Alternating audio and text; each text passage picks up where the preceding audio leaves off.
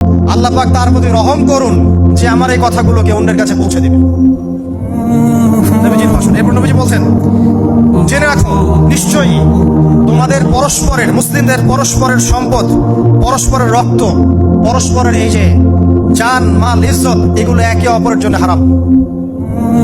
মুসলিমদের পরস্পরের রক্ত, পরস্পরের ইজ্জত সম্মান একে অপরের জন্য হারাম, এর হানি করা একে অপরের জন্য হারাম। ঠিক যেমন আজকের এই দিন হারাম, এই শহর হারাম, এই মাস হারাম। নবী করিম সাল্লাল্লাহু আলাইহি ওয়াসাল্লাম বলছিলেন, জেনে রাখো তিনটা বিষয়ে যেন তোমাদের অন্তর কখনো খেয়ানত না করে। তিনটা বিষয়ে তোমাদের অন্তর যেন কখনো খেয়ানত না করে। এক, তোমরা যে কাজটাই করবা শুধু আল্লাহ পাকের সন্তুষ্টির জন্য করবে।